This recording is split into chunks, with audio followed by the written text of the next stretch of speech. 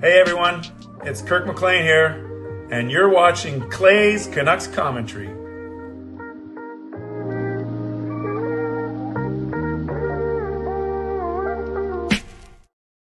Hey Canucks fans, and welcome to Clay's Canucks Commentary, coming to you live from Incheon, Korea. It is my Thursday, July the 18th.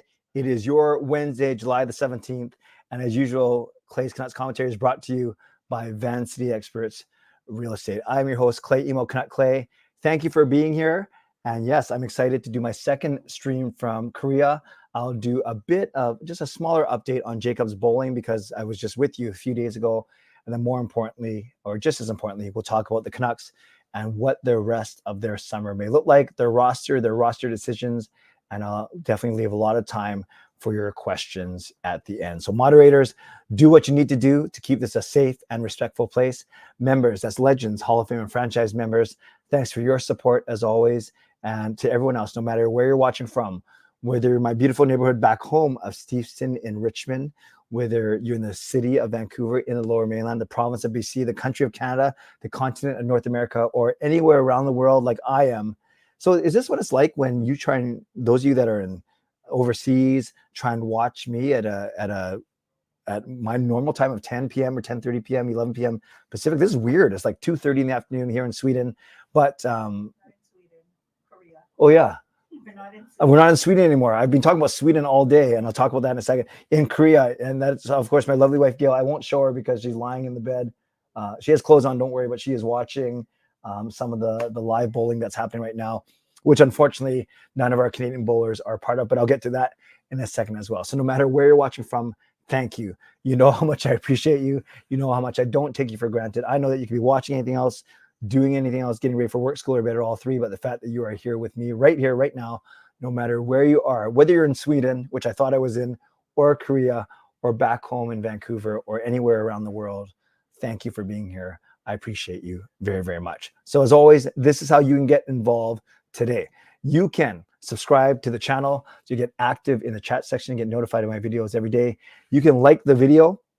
I like the fact that we are together, like the fact that Jacob got to represent Team Canada for the third straight year, like the fact that Arturs Silovs got signed for $1.7 million total, which I'll talk about that in a second, and like the fact that generally we are together as a community today, right here on your Wednesday night, my Thursday afternoon. You can leave a donation, get the donation train out of the station. Yes, Chonger, I try my best to be about the people.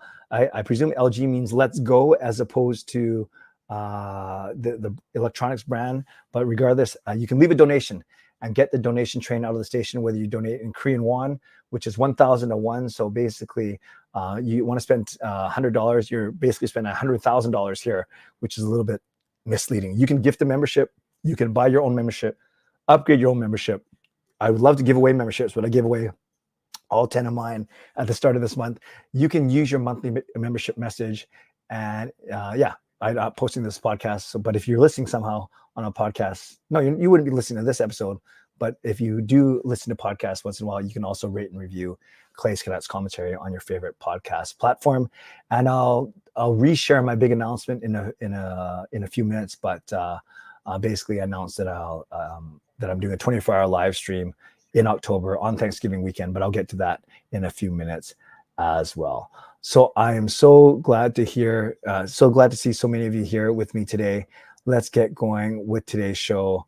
So yes, let me do about, so just a warning, in case you're wondering, where's all the Canucks talk? I thought this was a Canucks channel. This is called Clay's Canucks Commentary. Yeah, I'll get to that in about 10 or 15 minutes, 10 minutes. But let me do, like Michael's asked for, a bowling update, but I won't do the whole summary of Korea. I did that on Sunday night already. By the way, I recognize that when I fully intended to stream on Sunday night, which I did, Sunday night, 6 p.m. Vancouver time, which was Monday morning here. In my post, though, on my community tab, I said it would be Monday night back home. So I apologize. Hopefully today this makes more sense. It's Thursday afternoon here in Korea. It's Wednesday night there, and I don't think I messed up this time. We already have more people in here today than we did on Sunday. Maybe that's also because of the later time. Before we get going, I want to recognize Fangirl, who gets the donation train on the station, gets the Korean donation train on the station by donating, but in Canadian money, of course.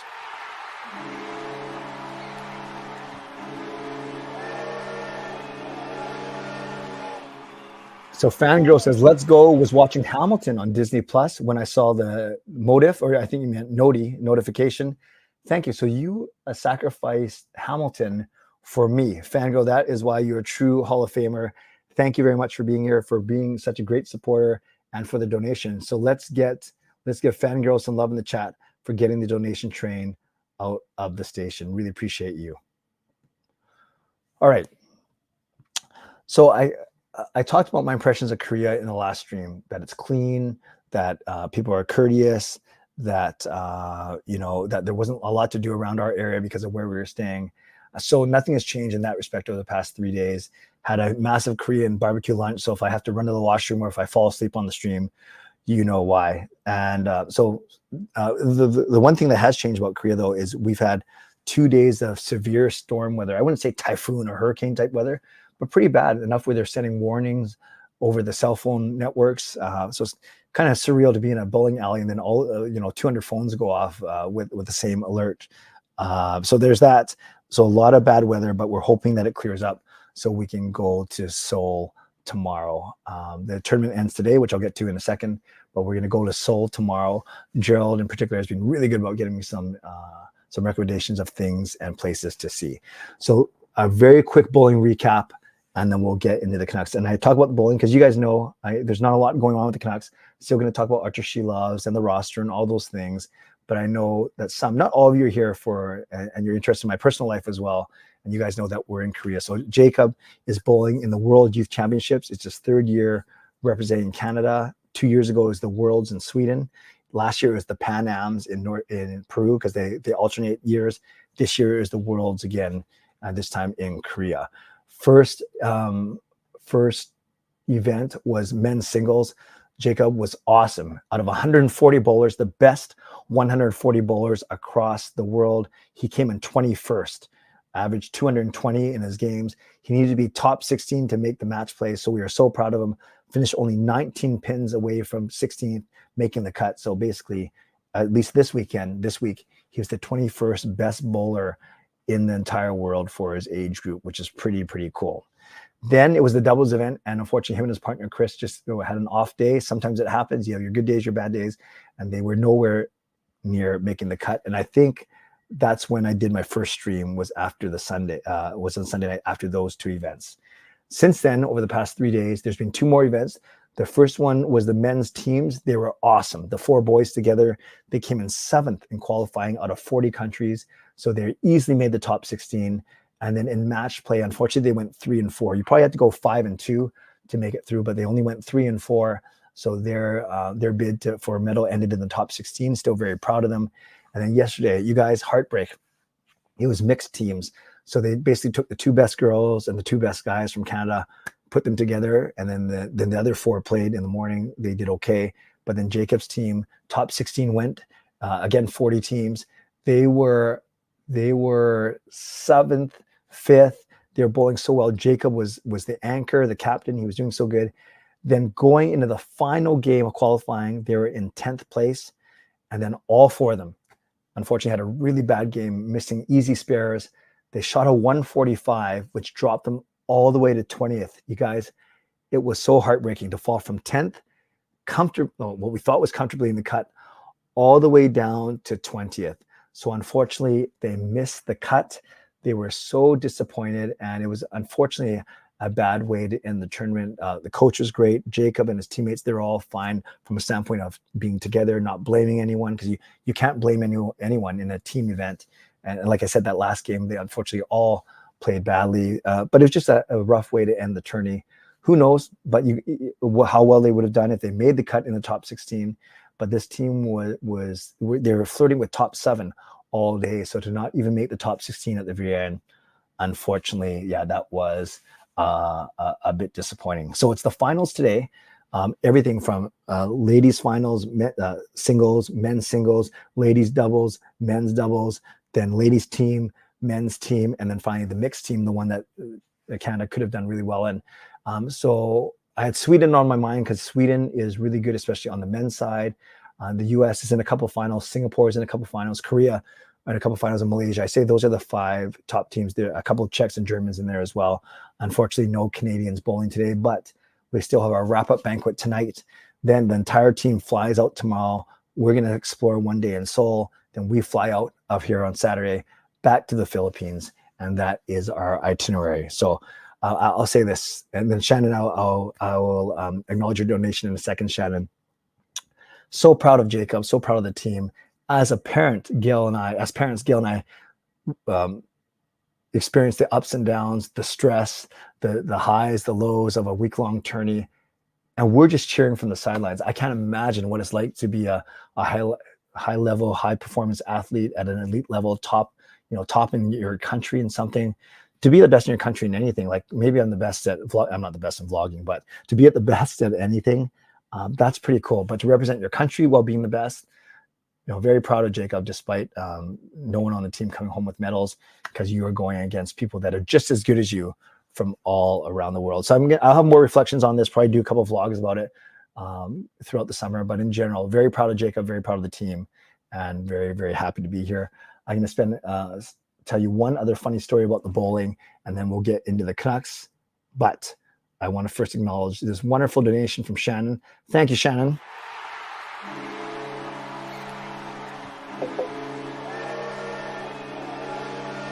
So the Hall of Fame members coming through today with a donation. Shannon with the $5 donation. Thanks for keeping us updated on Jacob, and enjoy the rest of your trip. Thank you, Shannon. I appreciate that. Appreciate your support. Hope you're healthy. Hope you're doing well. And thank you for the donation. Let's give some love to Shannon in the chat for sure. A couple other nice comments. Tyler says, glad they did very well. There's always next year. Thank you, Tyler. Appreciate that. Michael says, good effort and a good life lesson. Exactly. That's the one thing that they talked about in their team meeting, is what they can learn from going here and how they can do better going forward. Tyler, Jacob is 23rd in the world, actually 21st in the world, at least Tyler on that day. And Jack, no, he's not a Leaf fan, but the team showed some Leaf tendencies in choking in the last day, if that's what you're getting at. I guess the flashing mug didn't make it through security. I left it at home, Michael, for fear of breaking it, but it'll be on my first live stream back home for sure. You guys are all awesome. And then Jake DeBrusque, I thought you meant my Jacob, will be the next. And then Taylor says, Jacob, I think, will be the first in his age group within the next few years. Taylor, nice of you to say that. No, Jacob's good, but there are some Polish that are outstanding. They're just machines. And now there's Jacob is aged out of the world, aged out of the junior category. So now he's going to compete with all the grown men. But Jacob came in 7th last year in Canada, which was pretty good. G-Van, I'll get to your questions real quick, but my answer is yes, but I'll get to that in a bit. Okay, last bowling story, and then we'll get to the Canucks. I know I posted, and I'm not sure. You guys, did I share about the girl named So Young? That's her name. That's not a description. Did I talk about So Young on my Sunday night stream? She was the volunteer whose name was So Young. And then I told her that I'm so cool and that Gail was so lucky. I think I did, but someone remind me in the chat if I talked about her. Otherwise, this story is not going to make any sense, and then I have to back up.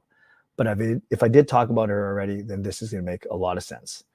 Okay, Fangirl says I did, and Fangirl I trust because you watch every single minute of these streams. Thank you. And G-Van, you said it. Okay.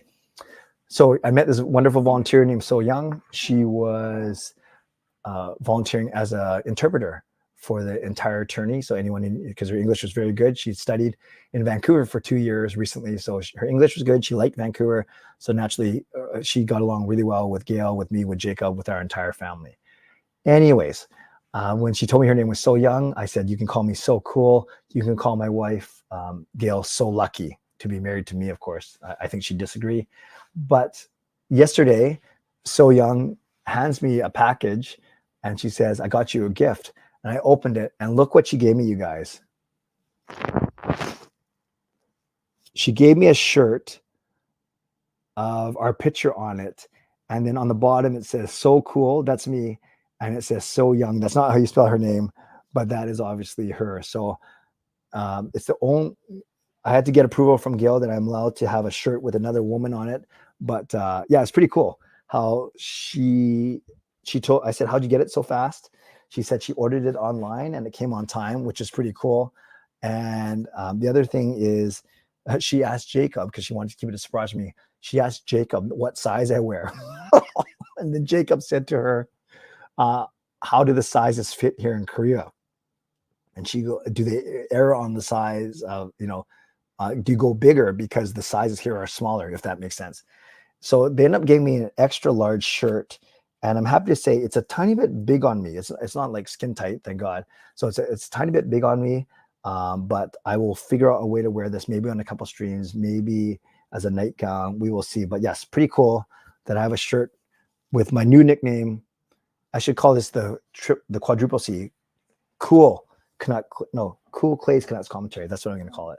So yes, I now have a shirt saying, so you guys can call me So Cool in the chat. You can call me So Old if you want. You can call me So Lucky. But yeah, it's pretty cool that that I have a shirt, which is pretty cool. Pretty cool. So thank you for letting me share that. A bunch of you guys saying that it is cool. It is so cool. Exactly, Erwin. So cool. GLCPC, that's cool. Fango, you ordered some mics similar to mine. Sweet. Yeah, they are very good. And Hans says, maybe the shirt will shrink. We'll see. Or maybe I will grow. No, I've been shrinking, although I'm not sure on this trip. I actually had a dream that I weighed myself when I went home, and I didn't gain any weight, but I think that's why it's called a dream. Okay, perfect. 15 minutes about Korea. Let's do some chatting about the Canucks. And what I'll do is I think I'll do my mid-show sponsor read now, because for both things about the Canucks, I'm going to talk for 5 or 6 minutes, and then I want your feedback. So instead of making it questions only at the very end, I'm going to ask for your feedback during the show. So let me do my mid-show sponsor read right now. I'm going to give a shout out to my primary sponsor, Van City Experts Real Estate. Contact Jason Lim and his team for all your real estate needs. Shout out to my secondary sponsor, Coach Patrick Liu, weight loss coach. Check him out at coachpatrickliu.com/clay, and you can receive a free 7-day workout when you sign up with him. Thank you to Gassy Jet Art, maker of that fine artwork back home on my desk. And thank you to Vessi Footwear. Use the link tinyurl.com/VessiClay. Receive your free pair of socks of your next purchase of Vessi shoes. Don't forget to subscribe, to like the video, to leave donations like Fangirl and Shannon have done. Thank you to both of you. You can gift a membership, buy your own membership, upgrade your own membership, and use your monthly membership message, your M, anytime you want during this stream. Also, the announcement that I made last stream on Sunday was that I am doing a 24-hour live stream. I first did it 3 years ago in 2021, but I'm going to do it again. It's the first weekend of the Canucks season. It's the Thanksgiving weekend, and the Canucks remarkably don't have any games on that Friday, Saturday, or Sunday, at least the Saturday or Sunday. So unlike last time where I start at 7 at night and go to 7 at night, that was kind of stupid. I'm going to start at 10 in the morning, 9 or 10 in the morning on the Saturday, and go to 9 or 10 in the morning on Sunday.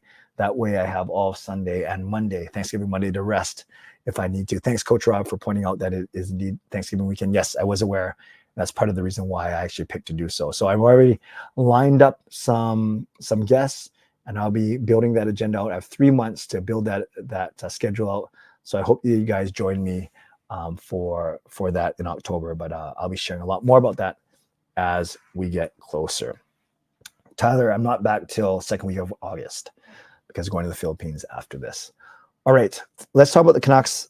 I want to talk about Arturs Silovs first, then basically going to get your feedback on Silovs and on the Canucks roster. So we know the news from yesterday. It actually broke when I was sleeping. I would say broke. It wasn't like massive news. It was expected, but I don't think anyone expected the dollar amount. So Arturs Silovs, our goalie that was thrust into action when Demko and Smith were both either hurt or not playing well. And we signed him. We signed him to a 2-year contract, $1.7 million, $850,000 a season. And if you saw my video from yesterday, my first reaction, I wasn't surprised at I was a little bit surprised how long it took, but I was certainly surprised about the money. I had been projecting 1.1, 1.2 million, even 1.25 at the high end. And I patterned it after other recent RFAs that we've signed. Niels Höglander, Vasily Podkolzin, even go back in the day to Troy Stetcher, Ben Hutton, Jake Virtanen, all these guys that are coming off their entry-level contract, but really haven't proven a lot yet. the Canucks would always sign them between 1 million and 1.2 million, kind of in that little gap. So to get the Silovs for 850 grand, I was pleasantly surprised. Now, I wouldn't necessarily consider that a steal. I know there's some people who are saying, wow, you know, what a deal. It was amazing. What a steal. And I can see why some people say that. But when you look at the numbers and when you look at the body of the work, one could easily argue that Silovs still hasn't proven himself. He only played in 4 regular season games. Yes, he did play well in the 10 play. He didn't play amazing. He had some good games, but he had some shaky moments too. So when I thought about it really long and hard, 850 grand is good, but I wouldn't say it's a steal. And if you're a numbers guy, you can kind of look at Silovs' stats. In the regular season, he did go 3-0-1, but the counting stats were just okay. 247 goals against and 881 save percentage. In the playoffs, yes, it was exciting, but he only went 500. He went 5, basically went 5-4-1, I think. And his actual stats were actually even a tiny bit worse. He went 5-5, and he had a 291 goals against and an 898 save percentage. Now, we don't have to all get in the stats completely, but those numbers don't jump off the page as amazing. I think if we let ourselves get swayed by recency bias, we'll say, oh, this is an awesome deal because of what he did in the playoffs. And I didn't use the word awesome in my vlog. I think it's a good deal for the Canucks. I really do. But it also gives Silovs a couple of years to prove himself as a true backup and even a potential starter in this league. Yes, I know he was the MVP of the World Championships in Latvia a couple of years ago. That's awesome. And he saved our butt a couple of times in the playoffs for sure. But I think the more and more I think about this, it's a fair contract. Now, the interesting thing is he's waiver exempt. So what that means is next year, the Canucks can actually send him down to Abbotsford, bring him up to Vancouver, down to Abbotsford, up to Vancouver, without having to put him through waivers. So without giving every other of the 31 teams a chance to claim Silovs. So that's very interesting because you don't have to worry about losing him. You can send him down as much as you want. So imagine that you'd rather have Silovs play 40 or 50 games in Abbotsford than the 20 to 25 he would play in Vancouver. Imagine if Yuri Patera signed on July 1st. Imagine if he somehow outplays Silovs during preseason and during training camp. It gives you the freedom to send Silovs down. Now, he's on a one-way contract, so no matter if he's playing in Vancouver or Abbotsford, he's going to make that 850 grand, but I don't think the Canucks are worried about that right now. So I think that's something that you need to consider is there's no guarantee. I think he will be the backup goaltender, but there's no guarantee that he is going to be the backup goaltender. And I think we have to keep in mind this whole notion that he is exempt from waivers. Will the Canucks use that to their advantage? So before we get into the rest of the roster, the fact that the Canucks are amazingly under the salary cap for once, I want to get your impressions on this deal. How excited are you about this deal? Do you think I'm downplaying it too much? Do you think you're like, Clay, wake up, this is an amazing deal? Or are you kind of like me, where you're saying, no, I think this is a proper deal at this proper time? So let's see what you guys are talking about this contract. I think the money is low because of the cap space. So you think, Tyler, they did it intentionally to get it under the cap? Chef Alvin is cooking. Artur is helping the team out to prove himself and taking a bit of an underpay to help the team to be able to move money around in the season. So Taylor, you actually think he left some money on the table? We thought Spencer Martin was pretty good. The size of the body work matters. Michael, well said. And I like Spencer Martin a lot. Agreed, but great deal. Fair. Clay, do you think we are better than Edmonton and could beat them in the playoffs as right now?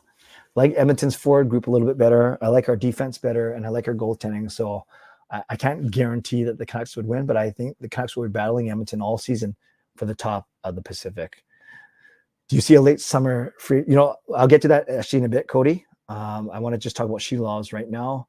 I like the Silovs deal, good term and length, and a classic show me contract. I agree with that. The term is perfect. To see what we got moving forward with Silovs, we've got to look elsewhere. Yep, that's fair too. Awesome. So any other points about Arturs Silovs, you guys, before I move off of that? Okay, so here's the other side of it. Jim Benning says Silovs is overrated. Allowed 3 or more goals in 6 of the 7 games versus Edmonton. So yeah, that's a factual point. You have to kind of consider who the opponent is. So that's fair. Edmonton, very high scoring team with obviously some very good players.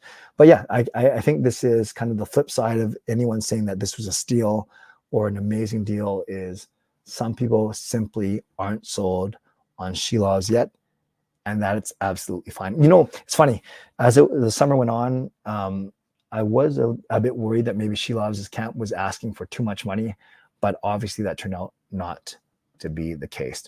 Okay, guys, any other last thoughts about Silovs before I move on to the overall makeup of the roster? Any other thoughts about Arturs Silovs?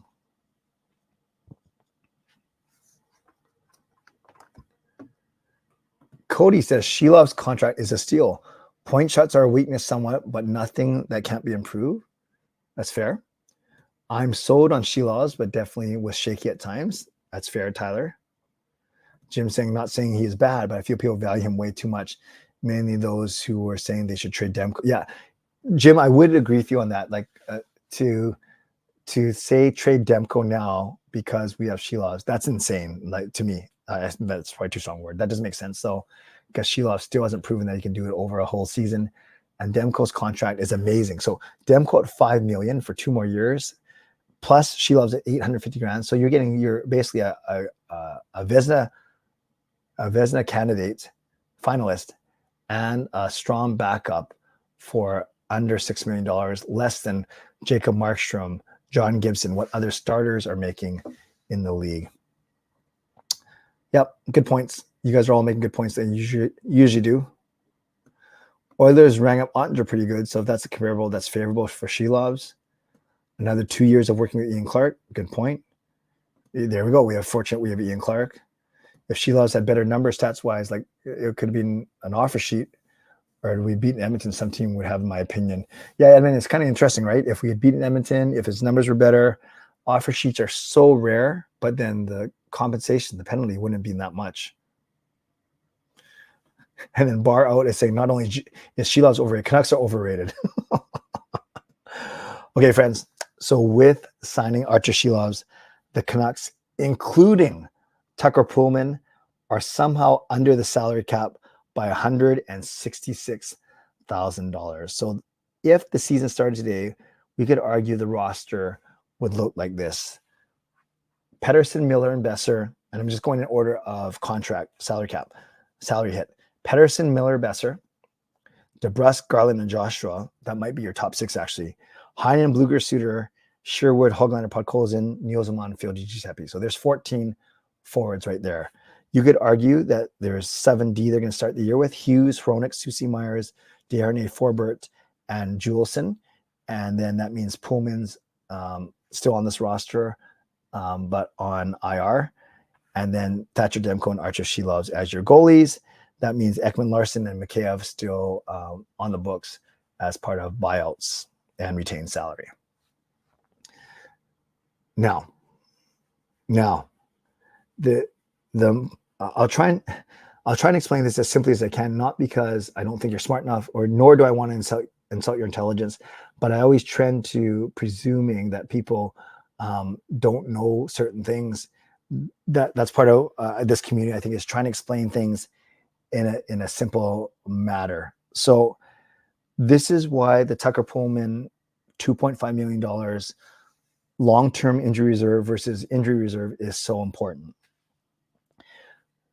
In past seasons, including Tucker Pullman's salary of $2.5 million, the Canucks have been over the salary cap.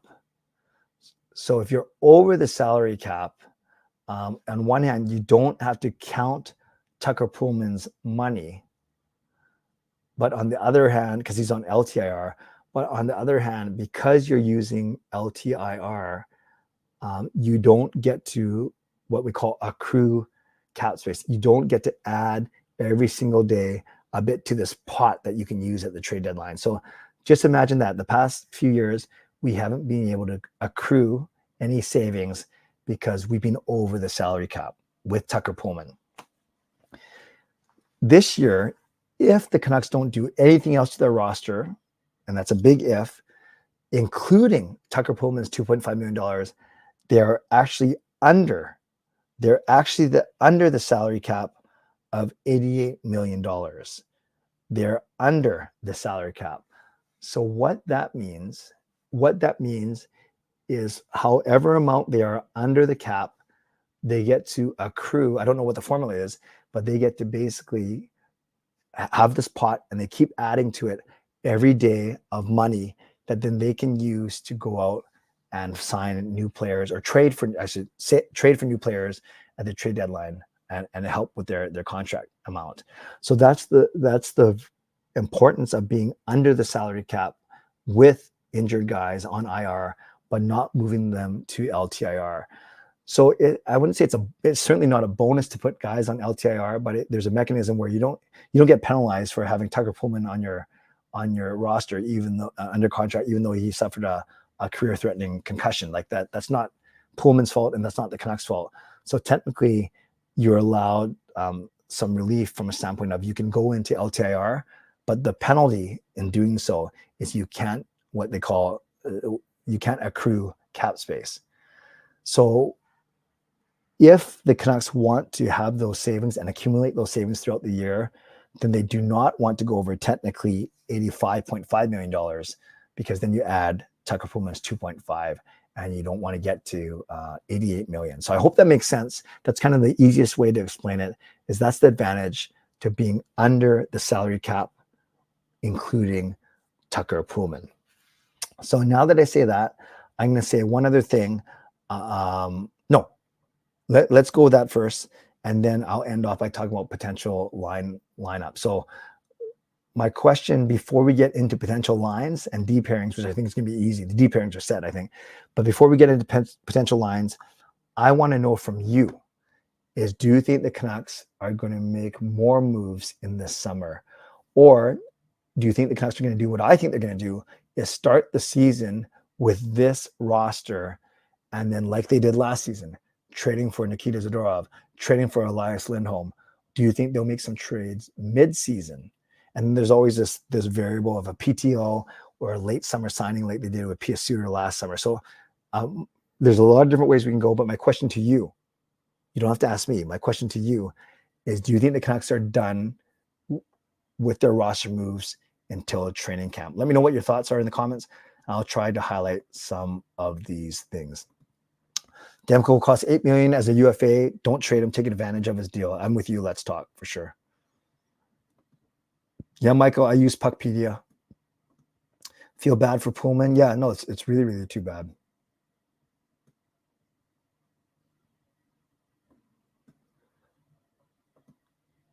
Hey, Dravakian, nice to see you. Hope you're doing well.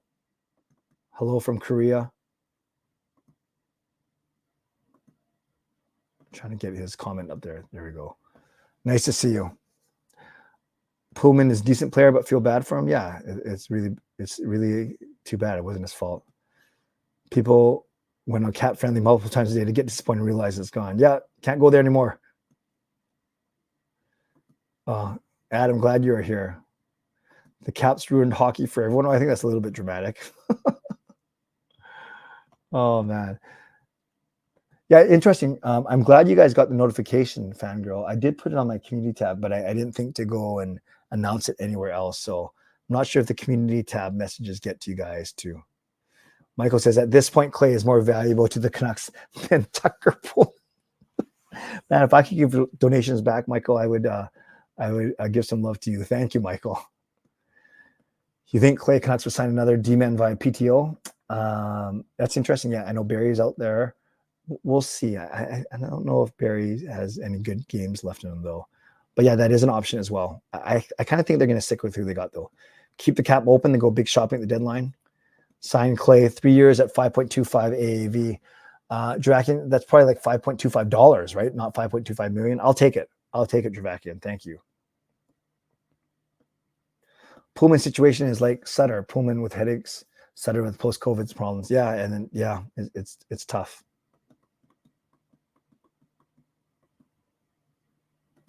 Fangirls thinks they're done until the off season.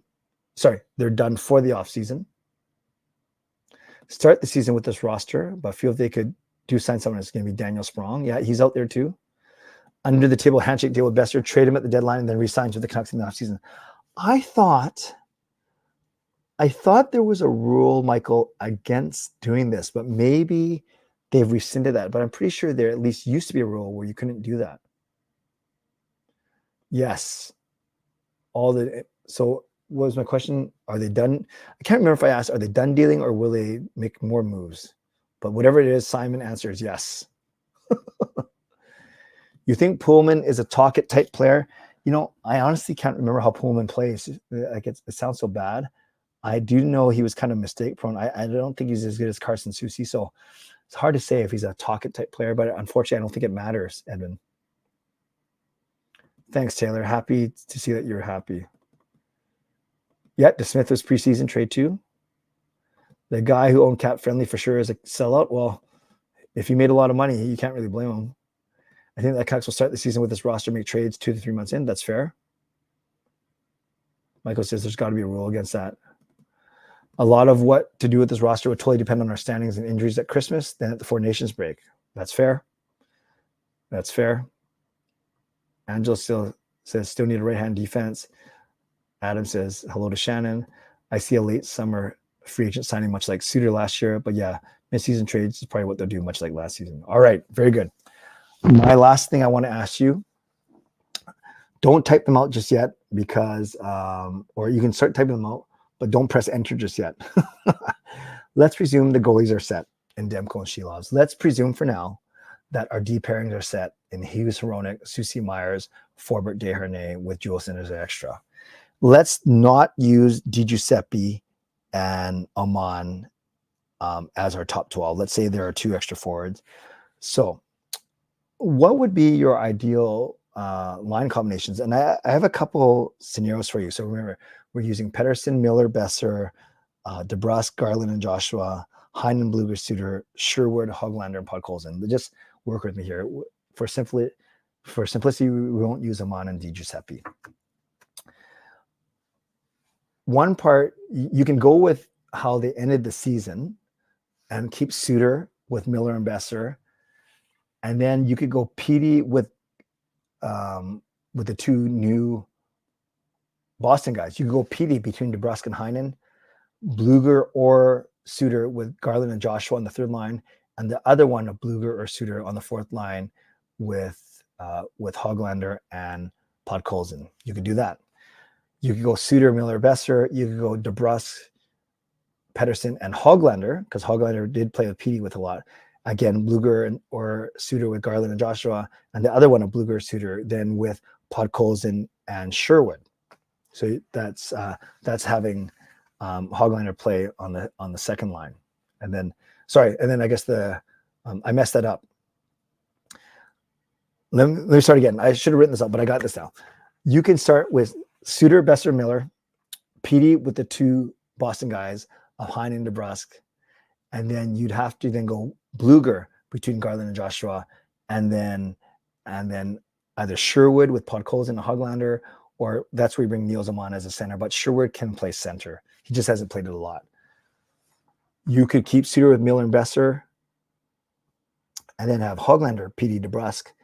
Then you have Bluger, Garland, Joshua, and then again Sherwood, and then Podkolzin and Aman, or Heinen with Sherwood and Aman, or Heinen with Sherwood, Podkolzin, or whatever it may be. And those are with Suter with Miller and Besser. Or you can move Suter down to 3rd line center, and then you could try Heinen with Miller, Besser. You could try actually splitting up Garland and Joshua.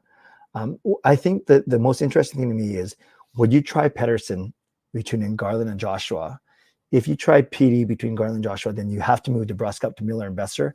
But that Miller, Besser, DeBrusk line might be awesome. And maybe Garland and Joshua can even move up another level with Petey. So if you do that as your top 6, then you have a 3rd line then of Suter or Bluger with Heinen and Hoglander. So let's just say it's Suter with Heinen and Hoglander. And then your 4th line would be then Bluger, Sherwood, and Podkolzin. I kind of like that. When I say that out loud, with DeBrusk, Miller, and Besser as your top line, Petey with Garland and Joshua as your second line, Suter with the two H's, Heinen and Hoglander as your third line, and then your fourth line of Bluger, Sherwood, Podkolzin. Or do you split up Garland and Joshua and keep DeBrusk with Petey? So you could put Joshua up with Miller and Besser. I think they tried it a couple times. You could try Garland with DeBrusk and Petey. And then, of course, then it goes again, Suter, Hoglander, Heinen, and a fourth line of, again, Bluger, Sherwood, and Podkolzin. Or another thing you could do is you could keep Hoglander with Petey, and then kind of what we're all thinking, move one of Garland or Joshua. Let's say you move Joshua up to Miller, Besser, and then you go Petey with DeBrusk and Hoglander, Heinen on the third line, then with Garland and Suter, and then a fourth line of Bluger, Podkolzin, and Sherwood. I know this is confusing when I don't put it on the screen and stuff, but it's too tough when I'm overseas. Or a final way you could do it is you could try Heinen. You could try Heinen in the top six, and you just simply put Heinen with Miller and Besser, Petey with Hoglander and DeBrusk, and then you can keep your third line of Bluger or Suter with Joshua and Garland, and then a fourth line of Bluger or Suter with Sherwood or Podkolzin. So for all these scenarios, I'm having, just for simplicity's sake, Bluger on the fourth line with Sherwood and Podkolzin, and then you could do your top nine however you want. You could put DeBrusk with Miller and Besser and see what shakes out. Petey with Garland and Joshua. You could split up Garland and Joshua. You could move one of them up to the top line. You could try Heinen up there as well. So Canucks fans, I've probably given you, like, in the most confusing way possible, I've given you 8. I'm going to fix my camera too. I've given you 8 to 9 scenarios. If I go like this, I think if I lean forward and lean back, it's trying to find me. Hold on a sec. So you can start typing out your scenarios right now. If you were starting the season with this current roster, how would you, it's still trying to find me. There, if I back up there. Yeah. If you had to start the roster, how would you figure out your top 9? And you can use numbers, you can use letters, but I want to know what's your ideal top 9. And I've given you many scenarios, probably 8 to 12 in the most amazing, most confusing way possible. So let's see what you have to say about our forwards.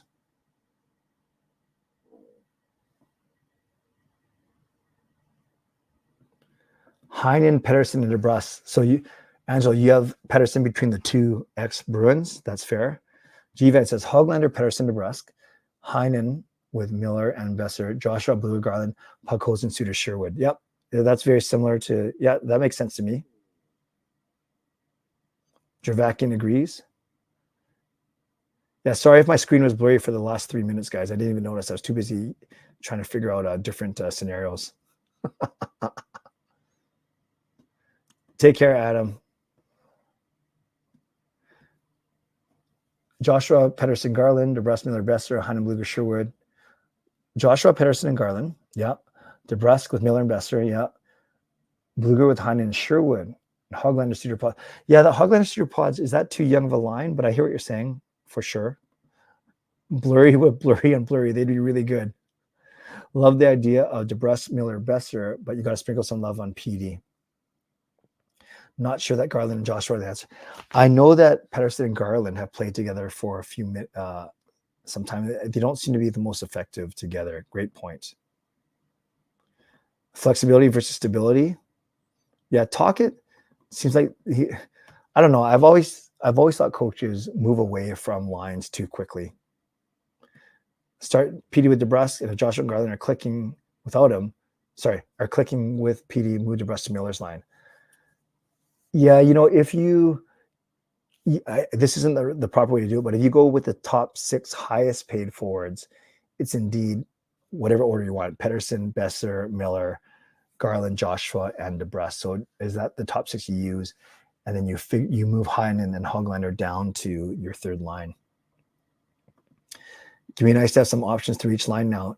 Yeah, and you know, Cody, one thing I didn't say in there is the option of moving Kiefer Sherwood up and down the lineup as well. Shannon also agrees Blurry with Blurry and Blurry. PD, DeBrusk, and Hoglander. Okay. Besser, Miller, Heinen, Suter, Bluger, Garland, and Joshua, Sherwood, Pods. Oh, that's interesting. That's interesting. I don't know Joshua you want on the fourth line though, Fangirl. Podkolzin, Miller, Besser, DeBrusk, PD, Heinen, or Heinen, PD, DeBrusk, Joshua, Bluger, Garland, Hoglander, Suter, Sherwood. Give Podkolzin a real shot, reunite the Bluger line, and send Hoglander the fourth line. Played his best hockey in a limited role against opposition. Yeah, he was a bottom six spark plug for sure. Let's talk. I have a lot of time for that because I do like Podkolzin, and this is his make or break year. Yeah, no, I realize when I lean forward into my camera, it gets a little blurry. Edmund thinks DeBrusk will get his first goal in game 1. I would love that. Hey, Michael, nice to see you. Hello, Bern from Germany. There's one German male bowler who just won the male singles. He was very, very good. His last name was Prupps, Prupps. Why not Brock with PD? I know he's great with Miller. They give it a shot. No, Jiva, you're not crazy at all, but I think it would take for something crazy to happen to split up Miller and Besser. They're just too good together. I like this. Whatever combo gets PD going is most, and I that's why I don't think they're going to put DeBrusk with Miller and Besser because that's kind of putting all your eggs in one basket, and that's not making any improvement for PD. I think they are going to start DeBrusk with PD because so you think in duos, right? Miller and Besser are a duo, and then PD and DeBrusk will be a duo. So then who plays on their left wings is the bigger thing. I have time for.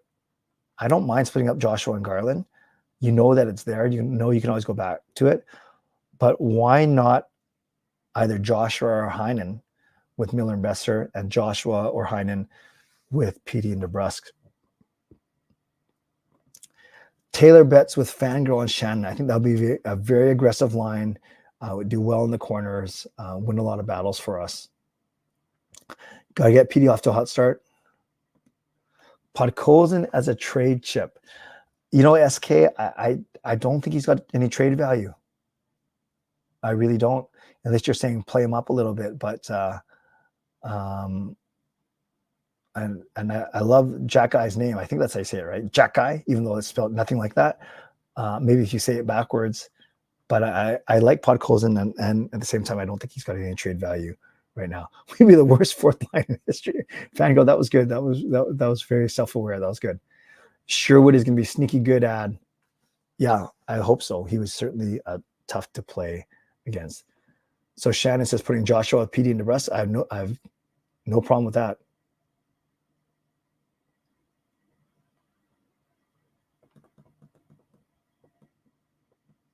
All right, and then maybe talking about Shannon, Fangirl, and Taylor, perhaps doing some other roles instead of playing on the actual ice.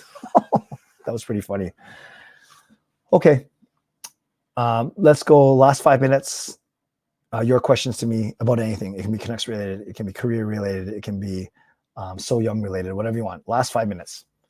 And I'll stop in the next 5 minutes. Team has to be more conscious about how they utilize Joshua now he's making more money. Can't have him chilling on the fourth line. Agreed. And I think he wants a bigger role.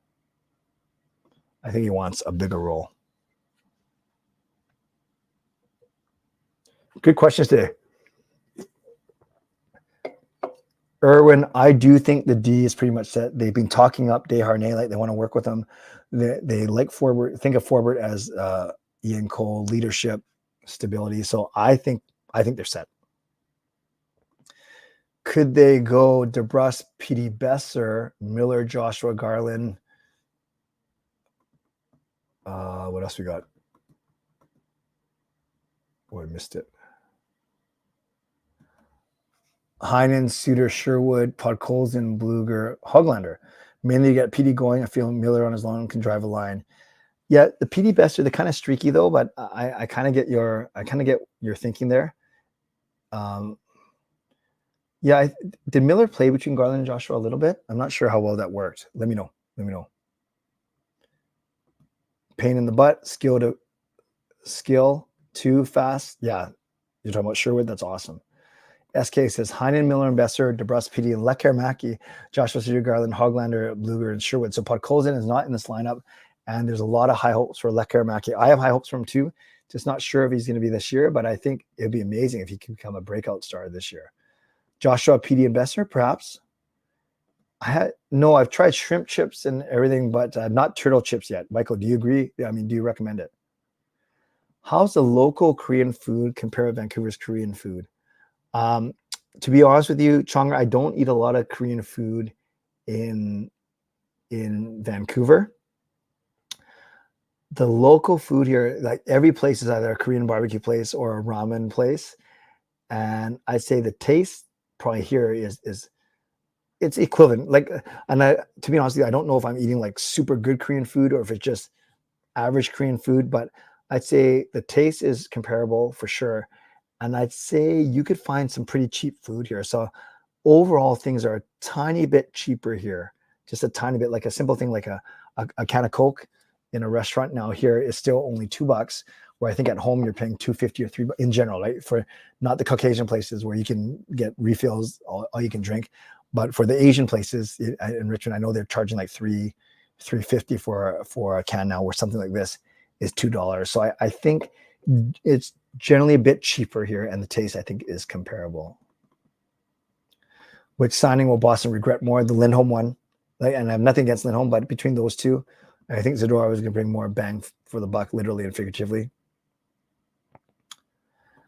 Yeah, there's not a lot of, there's a few free agents out there, but Simon, I probably don't have time to go through all of them. I would just say, I haven't heard the Canucks linked to anyone that's out there anymore. Turtle chips are awesome. Okay, I will look it up for you. Burn, no problem. Yes, Hughes is very happy that Sherwood's on our side. Korean Coke is probably made of real sugar. I can't tell because all the writing's in Korean, but it tastes the same. Definitely more Coke here than Pepsi. Of the following players, who would you want to the Canucks side for a league minimum or PTO? JVR, Barry, Hoffman, Pacioretty, Nylander, Zadina, or Addison? To me, Zadina, Addison, and Barry intrigue me the most. Zadina and Addison because of their age. Barry because even though I said his best days are behind him, he's still kind of intriguing to me. Pacioretty, I just feel bad. I think he has ruptured both of his Achilles. I have a soft spot for Pacioretty, but I don't want him on the team. Yes, drinking a lot of Coke. How's the weather in Korea? It was great for the first week. The last 2 days has been brutal. You can't even walk around because it's too. But I have been getting my 10,000 steps in every day for sure. I've seen a couple flavors of Pepsi, but because they're not regular Pepsi, I don't even bother reading what it is. So I'll have to look up what Sarsi is. I'm sure Gail knows, but Gail fell asleep. I have had Korean fried chicken for sure. One from a food truck, had it in the morning. I don't know if I'm eating like really, really good authentic ones or just kind of average run-of-the-mill ones, but it's been fine. It's been fine for sure. All right, friends, I am going to end it here. I am so grateful that you've been with me tonight. Moderators, thank you. Oh, who demands since you've been watching the NHL? Huh? Ellie Williams, re-ask that, and then I'll do my best to decipher it for sure. And Shannon, which place did you say that is really not safe that you are? No, so far, I felt safe the entire time. Not sure what you're asking, but yes, so far, thank you. I felt safe the entire time. Moderators, thank you for keeping this a safe and respectful place. Legends, as legendary Lucas Gates, legendary Carol Bovenlander, legendary Andrew Chang. Thank you for your support. Thank you, Hall of Fame franchise members as well. And thanks to all of you for watching, liking, and subscribing. Thanks also to my sponsors, Vanity Experts Real Estate, Coach Patrick Lee, Weight Loss Coach. And thank you to both Fangirl and Shannon, both Hall of Fame members. Thank you for your generous donations today. I always very grateful to all of you. to Shannon and to Fangirl for the donations. I'm grateful to all of you for taking some time out to watch the stream. I guess it's 11:30 at home, coming up on that, and it's about 3:30 for me. So I gotta get ready for this afternoon's festivities, including the closing banquet. I don't think I'm gonna wear my it's not a formal banquet, but I'm not sure if I should wear this shirt to the banquet itself. You guys are awesome. And I will see when my next stream is. Going to figure out what the internet situation is when we go back to the Philippines, but I'll be sure to let you guys know. Just try and get a couple more in before I return home mid-August. But to me, I'm not sure how this helps you or this brings you any comfort. For me, being with you for the past hour is very comforting. I miss you guys. I truly do. I miss doing this more regularly, but I was glad I was able to sneak a second stream in here before I leave Korea. So once again, thanks for being here. On your way out, you can subscribe, like the video, leave a donation, gift a membership, become a member, upgrade your membership, or use your monthly membership message. And don't forget, I know it's 3 months from now. You might get sick of me talking about it, but 24-hour live stream, October 12th, 13. Can't wait to spend not just 1 hour with you, but 24 hours straight. Shannon says, wear the shirt to the banquet. Coach Rob says, good work, Jacob. Hans says, congrats to Jacob. Appreciate it. I'll try and get him on a stream in the not so distant future. But I think he is hanging out with his teammates right now before they all depart. And this is the last time 3 of them are graduating from junior age. So this will be the last time that this group will be on Team Canada together. And lastly, Shannon, I think Mickey misses us, but that's only if presuming that he understands that we're even gone. Who knows with that guy? All right, friends, you guys are awesome. I appreciate you being here. On your way out, subscribe, like the video, and I'll let you know when I'm going to go live next. And hopefully I'll do some updates if the Canucks end up doing anything exciting, but they might be in a holding pattern for the next little bit. We will see. So as always, stay safe, stay healthy, take care of yourselves, and take care of each other. And thanks for joining me here tonight. And by the way, speaking of my lovely wife, Gail, she actually thinks that I don't give her enough privacy. Yes. At least that's what she wrote in her diary. Stay safe. I already said this. Stay healthy. Take care of yourselves and take care of each other. Go, Canucks, go. Booyah.